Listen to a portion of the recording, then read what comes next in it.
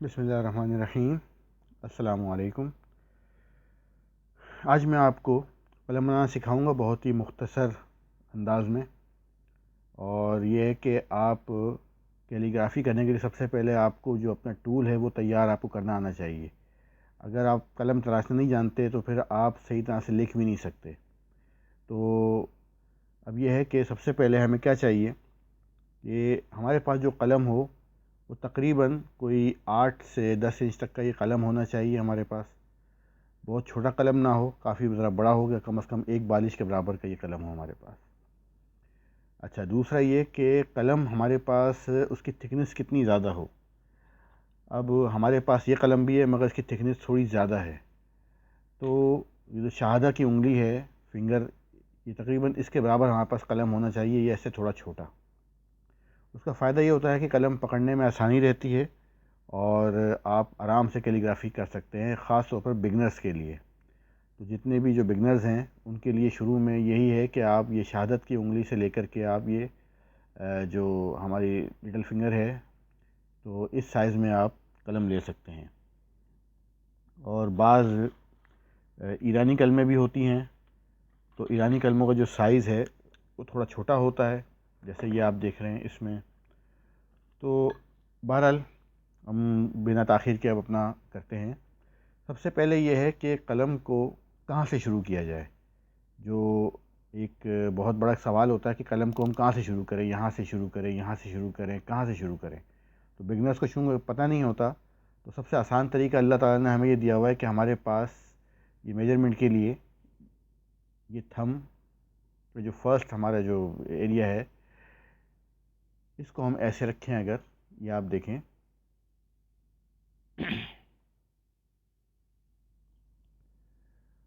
तो अल्लाह ताला ने यहाँ पर हमें एक निशान दिया हुआ है। तो इस निशान से अगर हम ये यहाँ पर रखें, तो अब हमने यहाँ से इसको तराशना है। अच्छा, दूसरा तरीका और भी अच्छा एक तरीका है, वो ये कि हम एक डोर ले लें, ठीक है, थोड़ी मोटी सी डोर लें, धागा वगैरह, और उसके बाद जो इसका डायामीटर है उसको अगर हम इस तरह से, ये देखें ये साइज़, ये जो हमारे पास साइज़ है, इस लेंथ में आप इसको आराम से इसको ऐसे रख के, और ये जगह, तो मैक्सिमम आपके पास ये जगह यहाँ पे आ गई। उम्मीद है कि इंशाल्लाह ये आपको बात समझ में आ गई होगी। अब हम यहाँ से अपना कलम तराशना शुरू करेंगे। अब अगली बात यह है कि ये ब्लेड हम कितना खोलें, इतना, इतना, इतना। तो इसमें यह है कि आप ये जो हमारी इसके पास थिकनेस है, इस थिकनेस का आप डबल कर सकते हैं। जैसा कि इस वक्त ये 1 सेंटीमीटर के करीब थिकनेस है हमारी, तो हमने इसको 2 सेंटीमीटर खोल लिया है, इससे ज़्यादा नहीं, ठीक है। अब कलम को पकड़ने, इसको ब्लेड कटर को आपको पकड़ने का तरीका जो है वो ये होगा कि आप अपने सीधे हाथ में इसको इस तरह से पकड़ेंगे कि ये धार वाली जो साइड है, जो शार्प साइड है, वो आगे रहे, ठीक है। और फिर उल्टे हाथ का अंगूठा आप सीधे हाथ के अंगूठे पे रखेंगे, और उसके बाद जहाँ आपने निशान लगाया है फिर वहाँ से आप कलम बनाना शुरू करेंगे, इस तरह से। अच्छा, इसमें जो फर्स्ट आपने जो स्ट्रोक लगाने हैं वो क्या है कि कभी भी डीपली नहीं जाना है आपने। बहुत ही आप उसके डीप में जा कर के आप इसको शार्प नहीं करेंगे, इसको नहीं काटेंगे, बल्कि आप थोड़ा सा डीप में जाके फिर उसके बाद इसको सीधा कर लेंगे। आप देखें, मेरे मूव्स को देखें आप कि ये मैंने हल्का सा थोड़ा सा गया मैं, उसके बाद मैंने फिर सीधा किया, और अब थोड़ा थोड़ा करके इसको इस तरह से निकाला, फिर थोड़ा सा किया, उसके बाद फिर सीधा करके फिर इसको इस तरह से। अच्छा, ऐसे नहीं रखना है आपने, आपने इसके ऊपर नहीं अंगूठा रखना है, आपने इस साइड पे अंगूठा रखना है, इस जगह पे। इससे सेफ़ रहेगा। आपके जो है वो अंगूठों को, उंगलियों को कहीं भी जो है वो आपको कोई डैमेज नहीं होगा। लेकिन अगर आप यहाँ रखते हैं तो ये कट सकता है, थोड़ा डेंजर हो जाता है। तो इसलिए इससे ज़रा आपने इसकी हिफाजत करनी है। अच्छा, बहुत ज़्यादा आपने प्रेशर नहीं देना है, बिल्कुल रिलैक्स होके आराम से करना है इसको। अब बहुत आराम आराम से, बहुत आराम आराम से, इस तरह से। अच्छा, अब मैं आपको इसका साइड पोज दिखाता हूँ। साइड से अगर हम देखें तो ये देखें, हल्का सा मैंने थोड़ा सा डीपली गया, बिल्कुल माइनर सा 1-2 मिलीमीटर। उसके बाद ये देखें सीधा करके, और फिर मैंने आराम से इसको बड़े प्यार। अब यहाँ एक बात याद रखें कि ये हमारा अंगूठे से टच ना हो, वरना यहाँ से भी हमारा जो है वो कट लग सकता है हमें, तो आपने थोड़ा दूर रखना है इसको। अब अगर आप बहुत इसको करीब करके रखेंगे तो फिर आपको मजबूरन, ये देखिए यहाँ पर आपका हाथ आ जाएगा, लिहाजा इसको आपने थोड़ा सा डबल आपने इसको खोलना होता है, और बहुत ज़्यादा हम नहीं खोलते। और यहाँ एक बात मैं और बता दूँ आपको कि आपने जो पेपर कटर लेना है ये छोटा वाला लेना है, बड़ा वाला नहीं लेना। जो चौड़ा वाला होता है जिसकी थिकनेस ज़्यादा होती है वो नहीं लेना है बिल्कुल भी, आपने ये छोटा वाला लेना है। और अच्छी कंपनी का हो, जो ज़्यादा ये लूज़ ना हो, टाइट रहे, ताकि आपका जो कलम बनाना है वो आसान हो। अब इसी तरह से हम बिल्कुल आराम आराम से हम इसको उतारते जाएंगे। अब देखें यहाँ पर इसका होल आ गया है।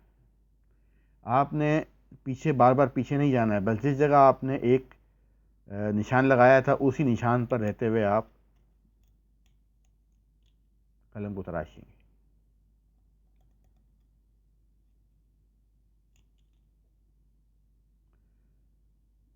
बिल्कुल 90 डिग्री पे आप कलम रखेंगे अपना।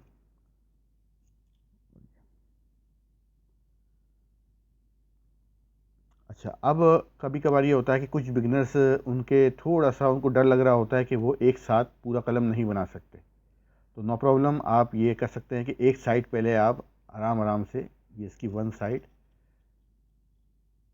इसको पहले आप नीचे की तरफ काटें, 2 स्ट्रोक यहाँ लगाएं, 2 स्ट्रोक फिर यहाँ आपके लेफ्ट पर।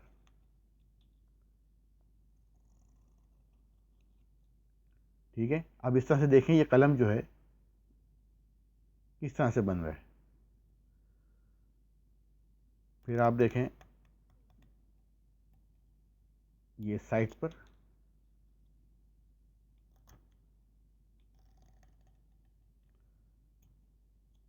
ये आ गया। अब यहाँ से ये नीचे हो गया, और यहाँ से देखें ये ऊपर है, तो अब हम फिर अपने लेफ़्ट से इसको बहुत आराम से, बहुत ही स्लो स्लो आप करेंगे। यानी कि आपने इतना स्लो करना है कि जैसे अब मैं करके बता रहा हूँ आपको, ये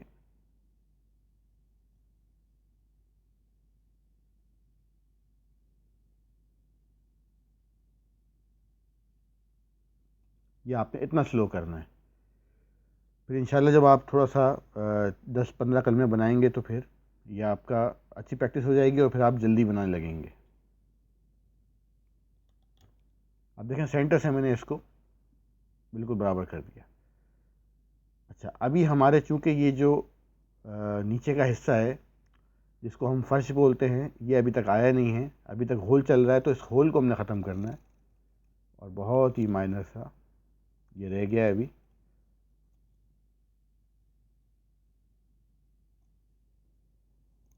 आपने ये ख्याल रखना है कि जब भी हम कलम बनाएंगे तो कलम बिल्कुल स्मूथ, इस तरह से यहाँ से भी और यहाँ से भी बिल्कुल बराबर होनी चाहिए। और जब हम सामने से देखें, फिर हम उसके साइड से, फिर हम उसकी बैक से, तो सब तरफ से इसका कलम की शेप अच्छी होनी चाहिए, खूबसूरत होनी चाहिए।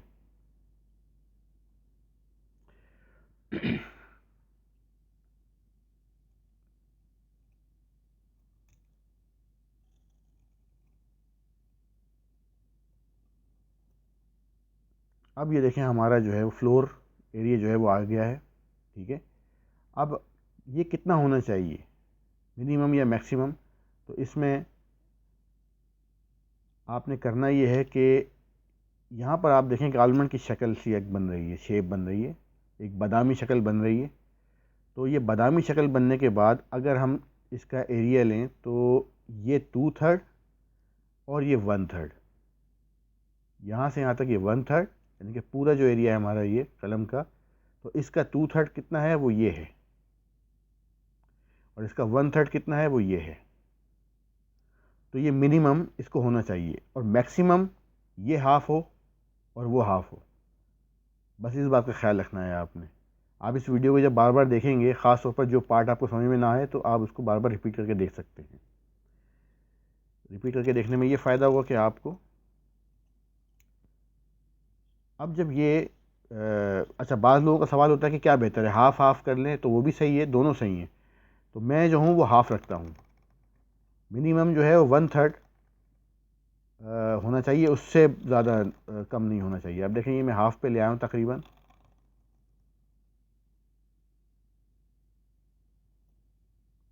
ये चीज़ अब तकरीबन ये देखें, ये हाफ़ हाफ़ ये है और हाफ़ एरिया ये है हमारा। अब साइड को देखें, इसकी थिकनेस जो है वो इतनी होनी चाहिए कि ये थोड़ा सा हार्ड रहे, बहुत सॉफ्ट नहीं होना चाहिए ये।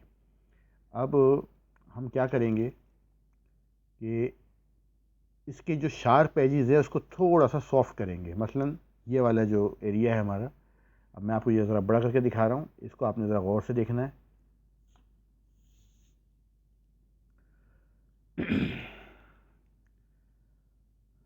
ये जगह देखें,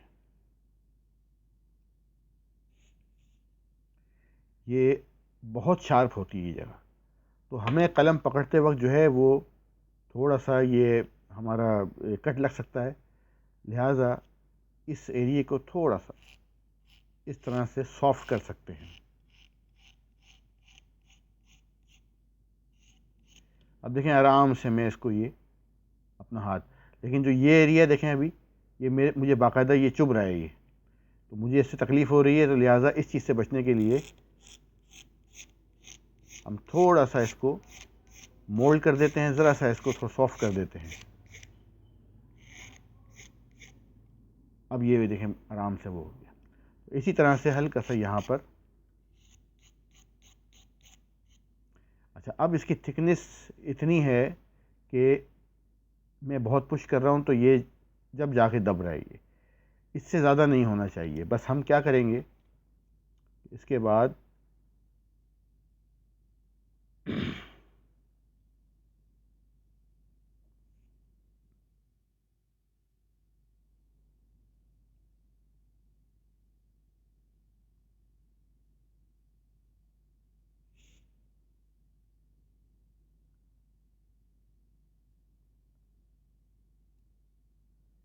ये लाइट से थोड़ा सा यहाँ से और कम करेंगे और यहाँ से बिल्कुल थोड़ा सा और कम करेंगे। कलम की शेप जितनी खूबसूरत होगी उतना ही आपको लिखने का दिल चाहेगा। अब ये देखें, हमें कट लगाना है इस जगह पे, और अब आप इसकी शेप देख लें, ये बिल्कुल सेंटर में है। यहाँ से अगर आप देखें तो ये एरिया बिल्कुल ये सेंटर में है, और दोनों तरफ से यहाँ से थोड़ा सा ये जगह थोड़ी सी ज़रा बाहर है, तो हल्का सा इसको माइनर सा, बिल्कुल माइनर सा ये हम कम कर देते हैं।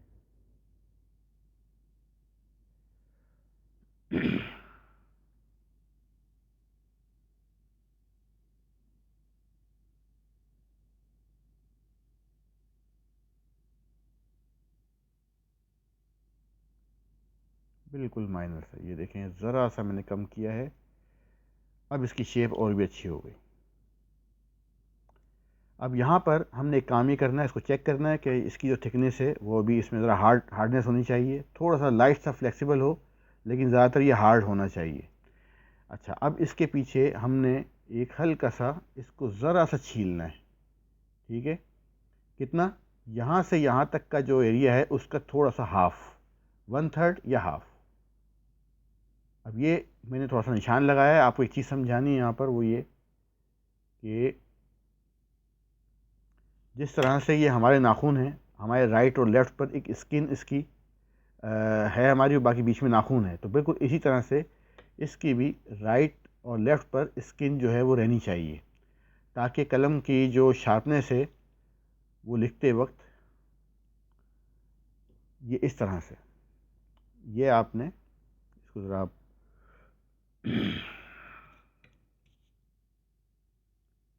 इसको अब आप देखें, ये एरिया आप देखें राइट और लेफ़्ट पर, उसकी स्किन मैंने छोड़कर सेंटर से मैंने थोड़ा सा उसको छीला है। अब इसके बाद बारी आती है कट लगाने की। तो आपके पास ये मक्ता होना चाहिए, यानी कि लकड़ी का छोटा टुकड़ा, इस पे रखकर हम कट लगाएंगे। ये हमारा अब आखिर में हमारे दो काम हैं, कट लगाना, लेकिन यहाँ नहीं रखना, हमें रखना है बिल्कुल यहाँ रख के इस जगह, ताकि हमारे जो एजेस हैं, अगर हम ज़्यादा आगे रखते हैं तो ये हम इसको पुश नहीं कर सकते, प्रेशर नहीं दे सकते। दूसरा ये कि जब भी हम कट लगाएं तो ऐसे ऐसे नहीं चलाना है, उसको ऐसे ऐसे नहीं करना है, बल्कि प्रेशर दे के उसको हमने पुश करना है, ताकि हमारा जो जो कट है वो बिल्कुल सीधा नीचे ब्लेड हमारा उतरे और सही कट लगे। अगर हम उसको हिलाएंगे या ऐसे ऐसे करेंगे तो फिर हमारा पेन का जो पॉइंट है वो ख़राब हो जाएगा, पेन का पॉइंट ख़राब हो जाता है। इसमें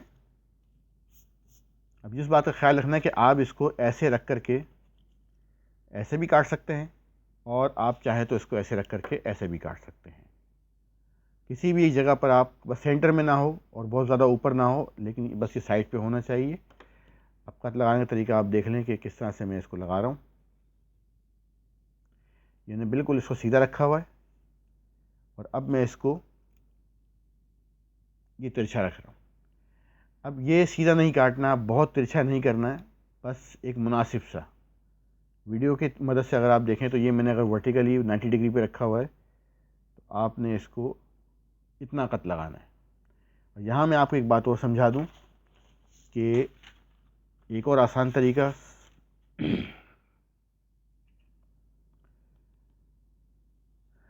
कि अगर हम एक क्यूब लें, एक स्क्वायर लें, स्क्वायर लेने के बाद हम अपने लेफ़्ट पर कॉर्नर पर एक निशान लगाएं और राइट के इस लाइन के सेंटर पर, और फिर इसको यहाँ से लाइन को कनेक्ट करें, तो ये जो तिरछापन है, ये जो इतना टिल्टनेस है इसमें, ये आप देखें ज़रा। ये मैंने अब कलम सीधा रखा है बिल्कुल, ठीक है, और एक हल्का सा निशान आप चाहे तो लगा लें। ये आपको उम्मीद है कि आपको ये बात समझ में आ गई होगी। अब हम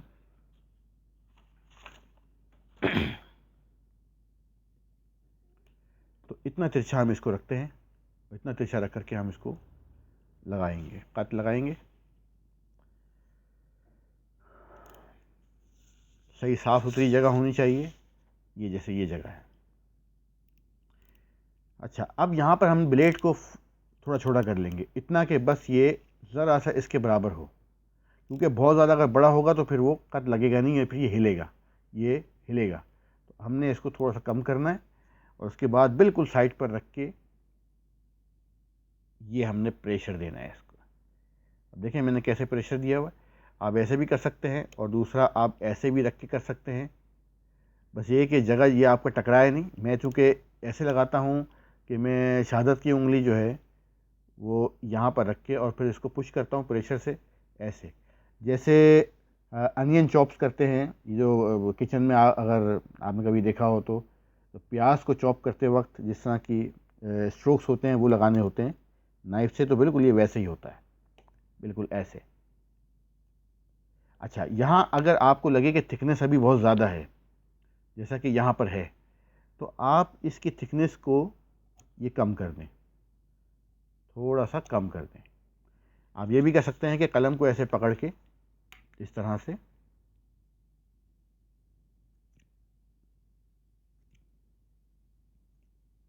अब इसकी थिकनेस जो है वो मैंने कम की है।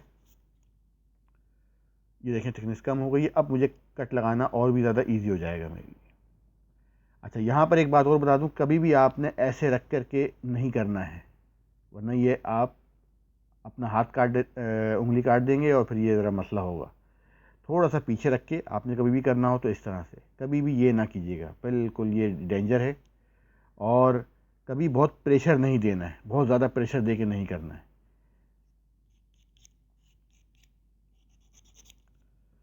अच्छा जी, अब हम लगाते हैं कट। अब आप ये देखें, ये मैं रखूँगा, और अब ये इंशाल्लाह बिल्कुल ये मैंने प्रेशर दिया,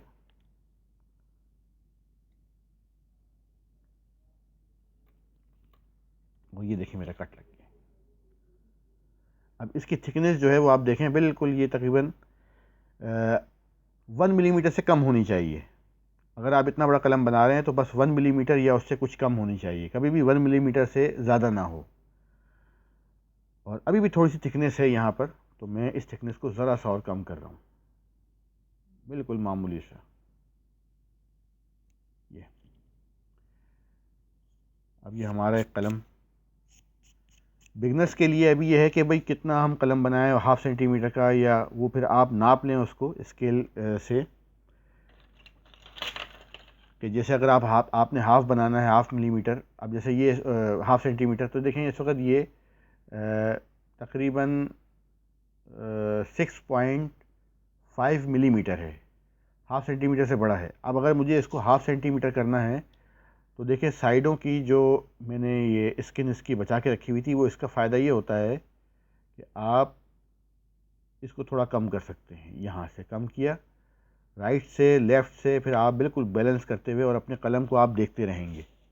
आप ये देखेंगे कि इसकी शेप तो ख़राब नहीं हो रही किसी तरह से। ये अब जैसे यहाँ पर थोड़ा सा ये शेप हल्की सी इसकी मुझे लग रही है कि ये ज़रा बाहर निकला हुआ है, तो ज़रा सा मैंने फिर से इसको, ये मैंने सही किया।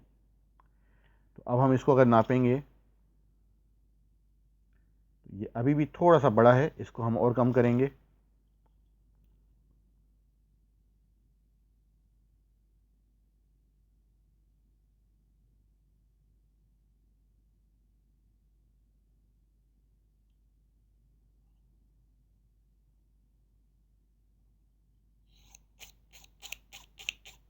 आप ये देखें कि इस तरह से करने से इसकी स्मूथनेस और भी अच्छी हो जाती है।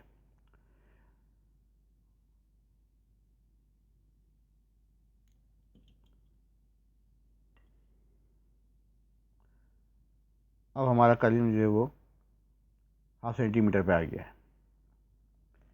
अब आखिर में बिल्कुल ये लास्ट आपको जो काम करना है वो ये कि कलम को इस तरह से रखेंगे, हम हॉरिजॉन्टली हम इसको रखेंगे, और जितना यहाँ से यहाँ तक का ये पॉइंट है, तो यानी कि 0.5 सेंटीमीटर है, तो 1 सेंटीमीटर पे हम इस सेंटर पे रख करके इसको, ये देखें, ये हमें करना है। और इस तरह से हमने इसको कलम को कंप्लीट करना है अपने। ये इंक के फ़्लो के लिए बहुत ज़रूरी है। अगर हम ये नहीं करेंगे तो फिर हमारी इंक का जो फ़्लो है वो नहीं बनेगा। तो अब तक के लिए इतना ही।